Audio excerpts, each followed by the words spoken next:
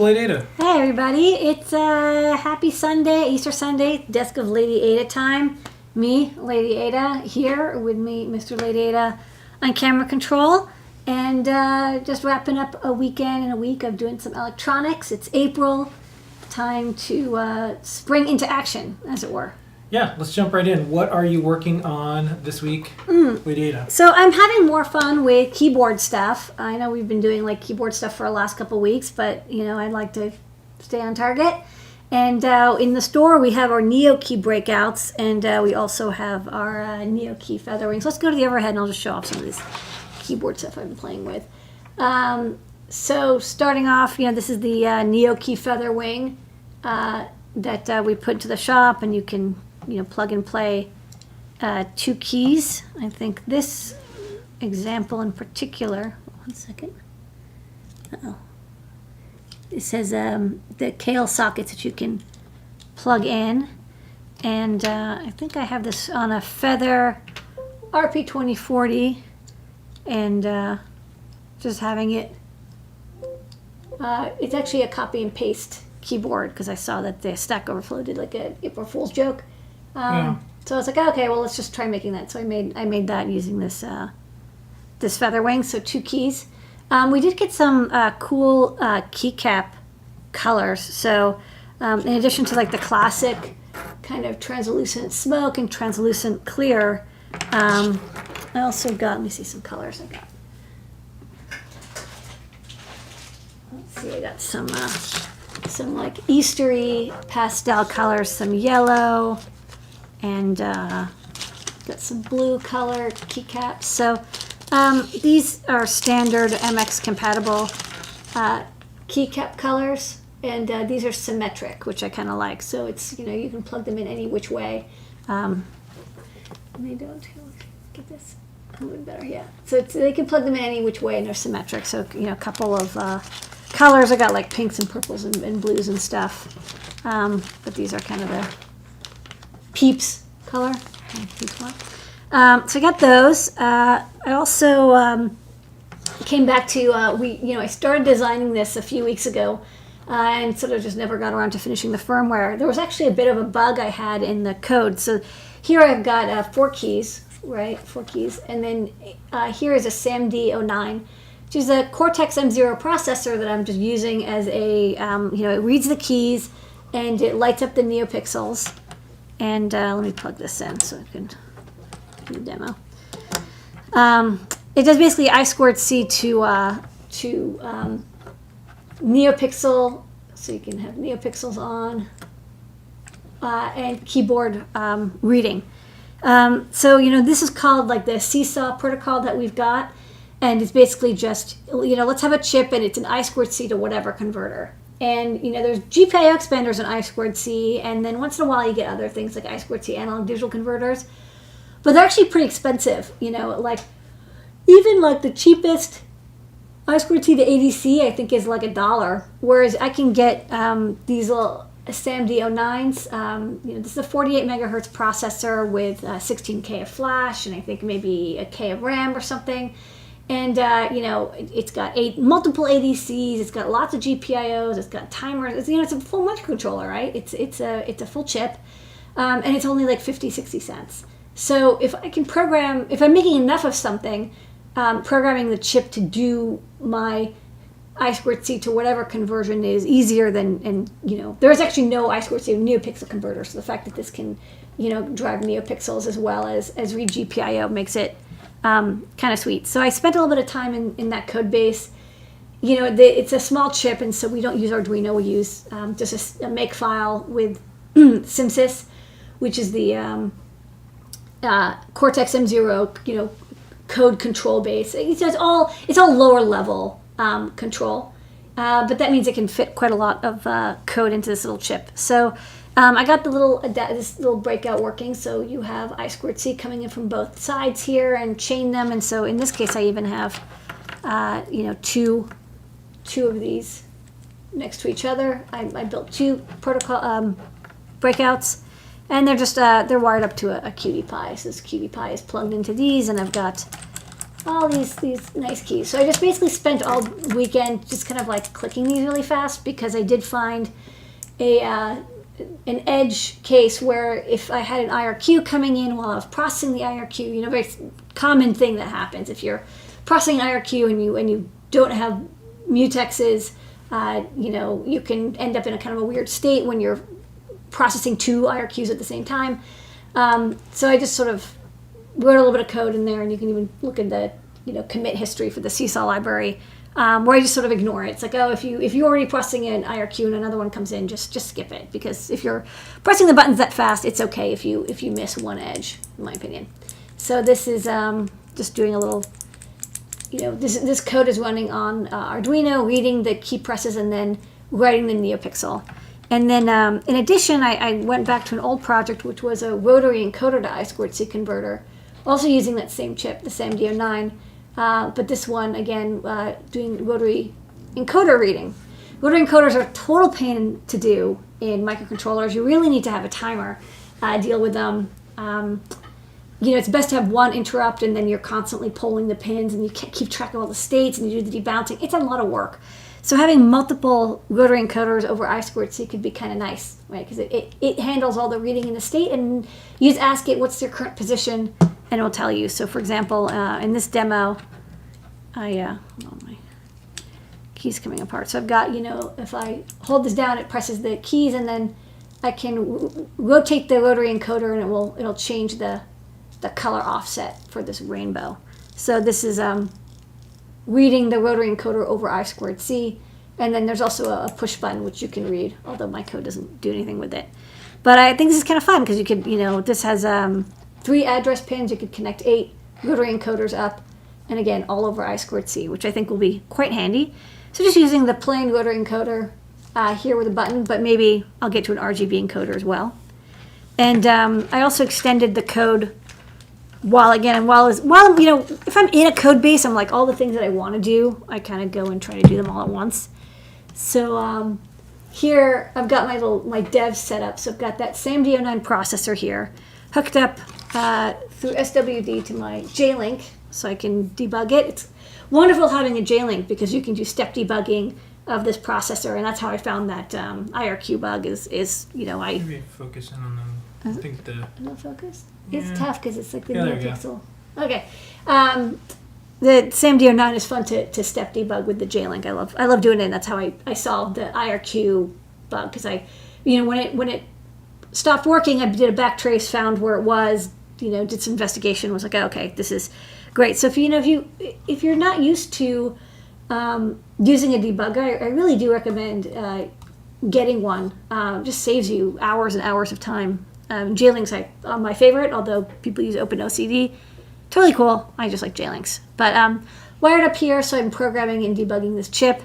And then I hooked up multiple rotary encoders. So in this case, I actually have 3 rotary encoders. There's 1, 2, and then here's the third one. So 3 rotary encoders wired up to this SAMD09. And then I've got, you know, a basic Arduino here, and then I twist this, and you can see the NeoPixel over there changes, and this one will change now too. And you know, as I twist them, it's going through the rainbow colors. So you know, this was actually supporting 4 rotary encoders, but I removed one because I wanted to show it off. So this just shows, you know, I can have, actually my code supports up to 16 rotary encoders on one SAMD09, which is really wonderful. Again, an off-the-shelf I2C or SPI to rotary encoder chip is like $3. Why, when you can just have a microcontroller do it? So that'll be exciting. I was thinking of maybe, you know, like this is a 4-key, you know, like it's 4 keys to I2C. You know, I could probably do one where it's like 4 rotary encoders, and then you could plug it in over I2C and use that to read multiple rotary encoders with maybe a NeoPixel or something. So that's cool. So I finished that, which is great. You know, the reason that can have so many rotary encoders is, again, I'm not using pin interrupts. I have one timer interrupt that's going off every like 10 milliseconds, and I use that to sample all the pins. Do the math. It's fine, because rotary encoders, they don't move that fast. If you sample once every 10 milliseconds, you'll catch every edge. Humans aren't moving that fast. Maybe if it was a robotic encoder, that'd be different, but not for this. Okay, any questions? Nope. So Keep far? going. Okay, cool. So yeah, a lot of like, I'm doing like a lot of mechanical stuff here. So I got those rotary encoders, and then so this is the rotary encoder breakout, and so the rotary encoder plugs in here. You see, I have to kind of do it at a 45-degree angle. That was the only way to make it fit, because I wanted this to be 1 inch by 1 inch. So a little chip on the middle, and then I2C on either side. I also got my Trinkey PCBs. So this is my rotary encoder Trinkey. So remember this, we actually showed this off. So I made a couple fixes, and this is ready to do a final prototype, and then maybe manufacture. And then I've also got NeoKey Trinkey. So this is like one key. So if I remove this key, I can show this. This is a one mechanical key. So it goes like this. Clicky. This doesn't use a socket. One, because it would just like come undone immediately, and second, because there isn't really enough room for a socket. So I think for mechanical stability and overall satisfaction, best to just solder in the key into place, and that'll give you good support. So you can have this be your like escape key. If you have like an old Mac and you want like an escape key because they deleted it for some reason, you got an extra key. And then Phil had an idea for slide Trinkey. So this actually does work. I was like, oh, is it if you yank on this, is this actually going to pull out? But I got a little USB extender cable, and plug it in, and actually no, like it bends a little bit, but I think it'll be fine. Maybe I'll use an extra thick PCB, but I think this will be okay. This is like a little slide to USB converter. Kind of cool, kind of weird, right? Interesting. So those are Trinkeys, and so the next thing I was going to do is, this being done, which was kind of a challenge because rotary encoders are, like I said, they're difficult. I thought I could maybe make a version that had a potentiometer instead. So here's rotary encoders, potentiometers look kind of similar. But what if I made if I swapped this out? And this isn't going to fit exactly, but it would be a little bit like that.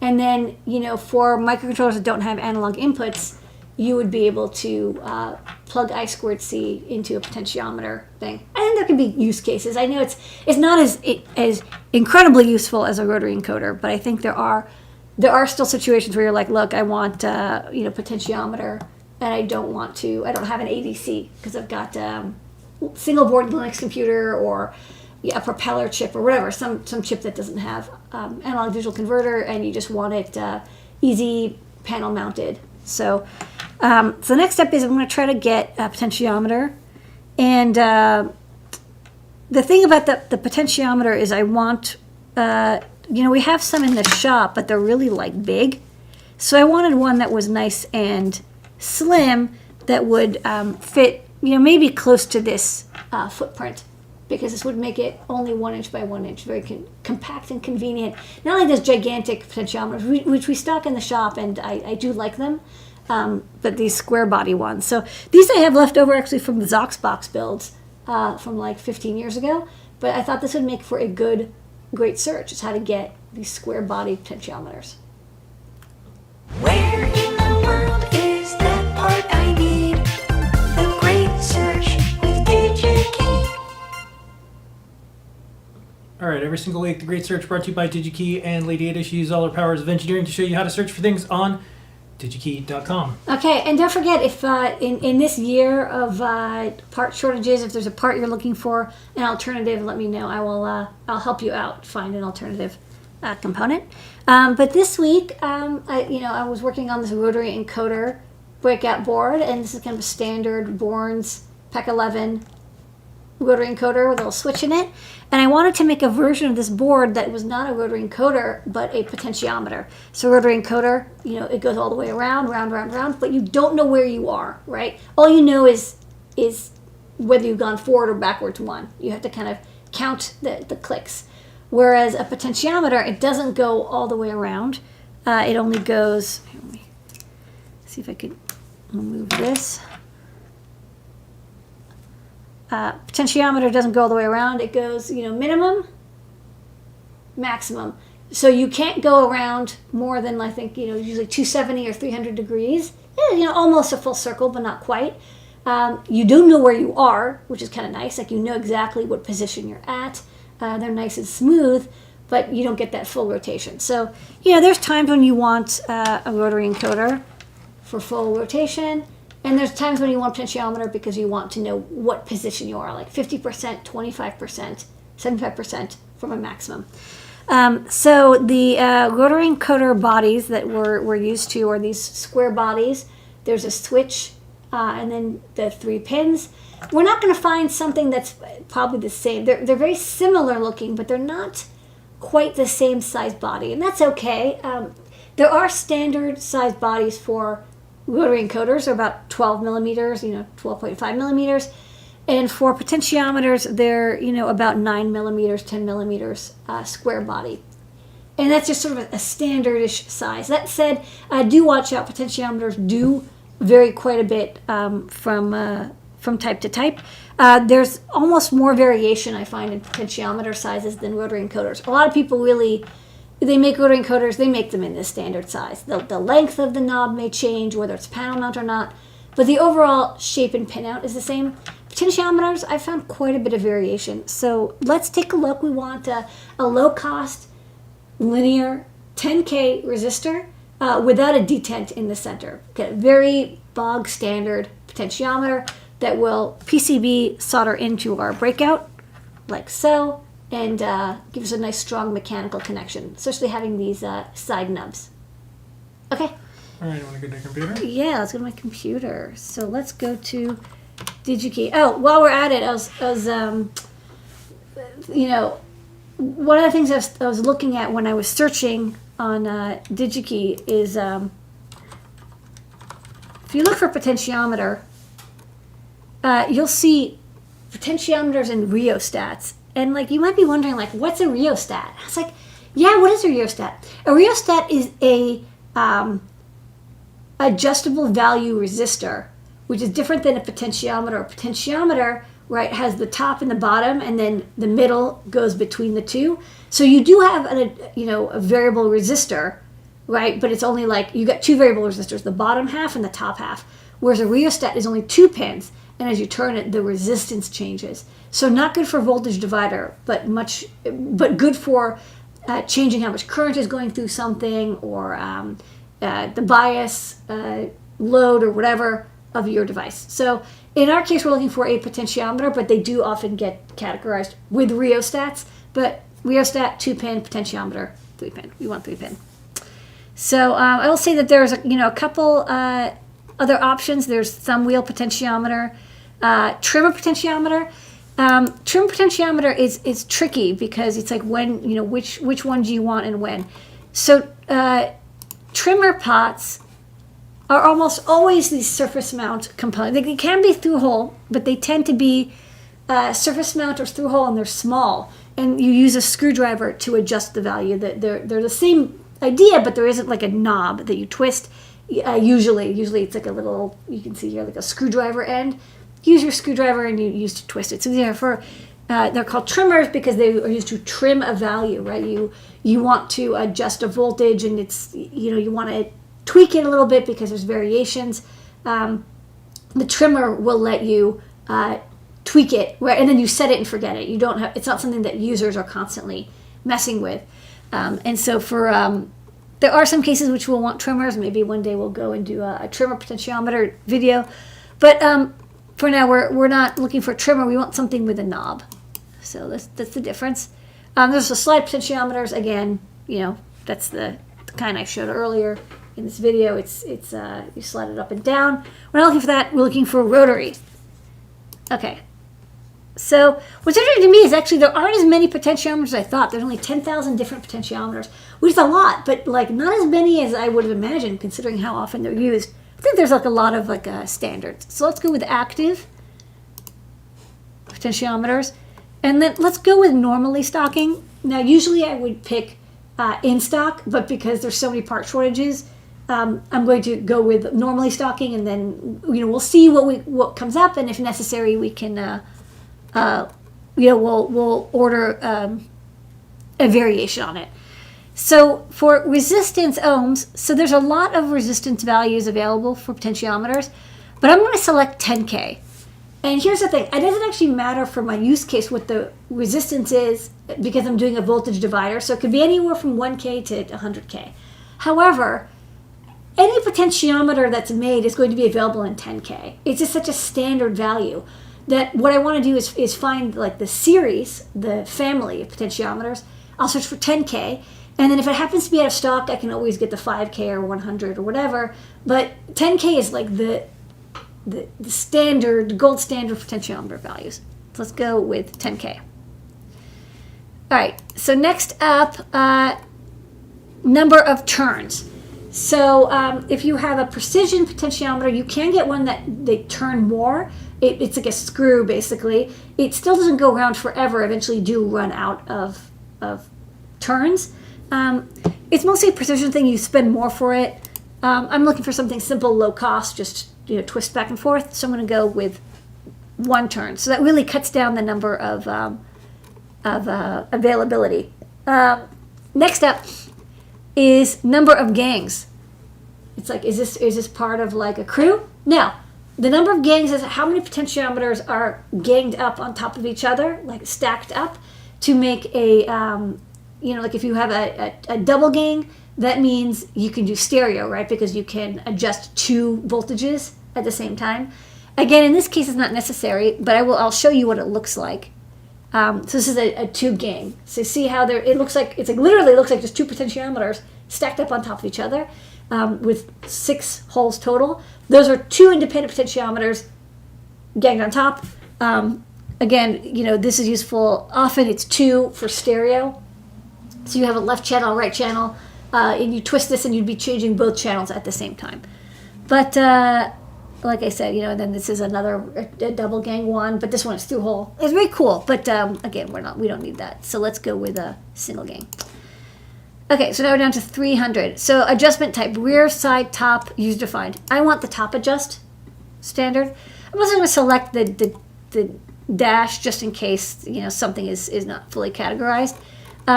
Side adjust, by the way, is like this.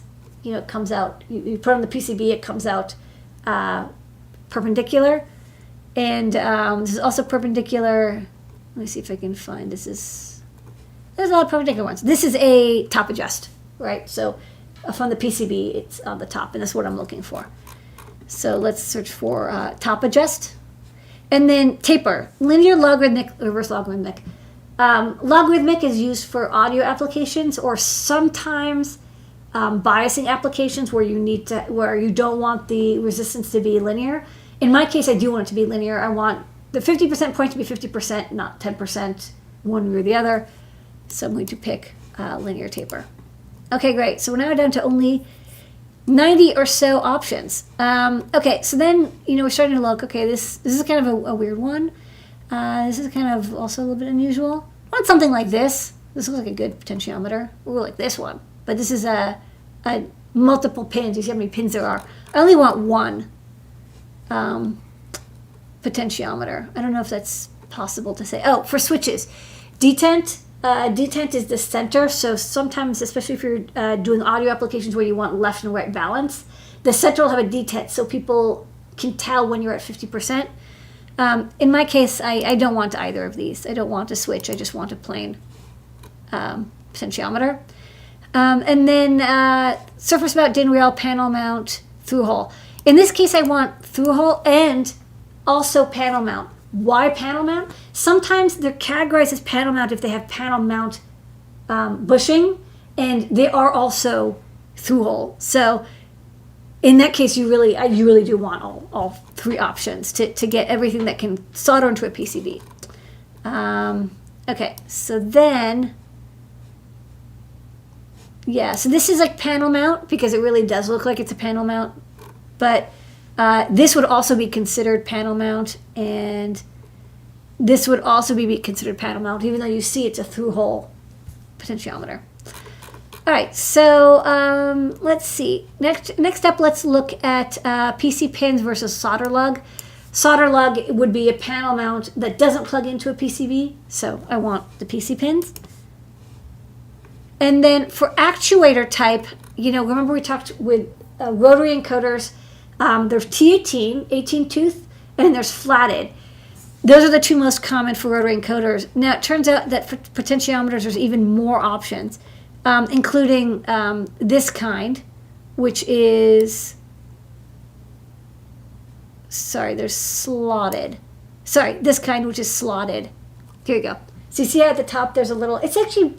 I would normally consider this a trim pot, but it's under potentiometers. I don't want slotted. I want something that fits the large knobs.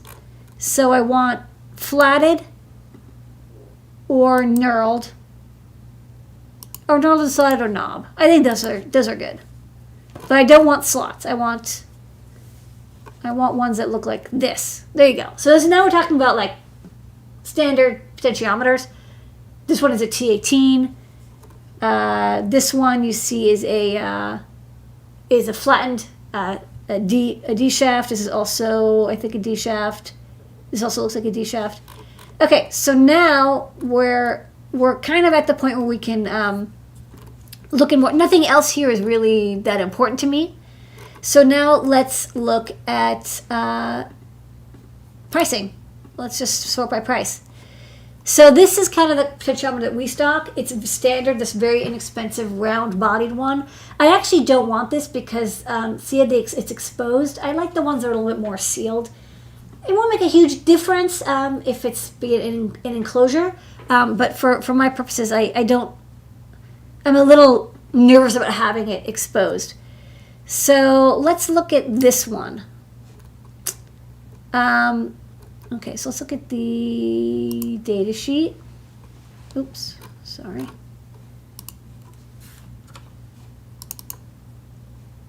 Okay, so this is a kind of standard potentiometer. Looks like it's available in 2 lengths and 2 styles. So that's not so bad. Although this one has it's a little short-bodied. I kind of like the look of this one. This is a Bourne's one, and one thing I really like about it is it's got 6,000 in stock. It's kind of nice. So let's check this out.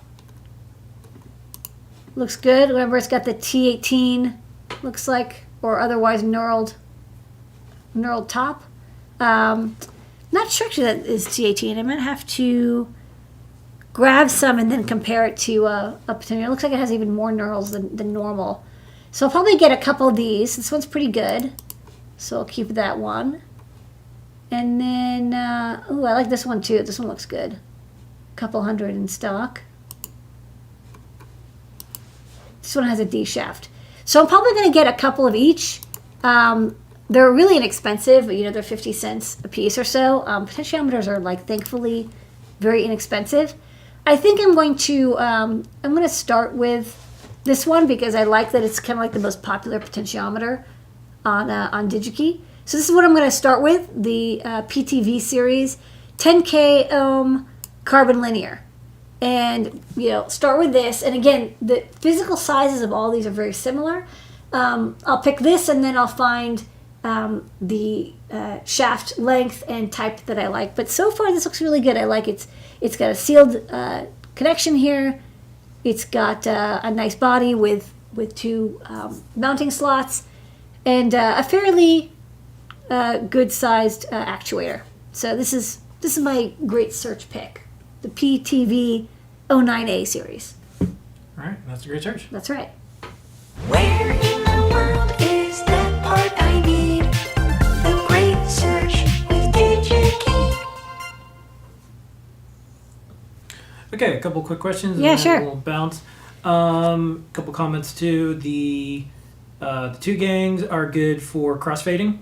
And that's true. And someone said, I guess when you were looking at the standard nuts for the potentiometers, is that the standard one that you showed, or is there other ones? Standard nut? Is that the standard nut for potentiometers? I guess it was how they... There's different sizes for the panel mount nuts, so that's not guaranteed. The knobs are pretty standard. Yeah. But the mounting hardware is going to be like, as you saw, some are M7, some are M9. No real way to know for sure.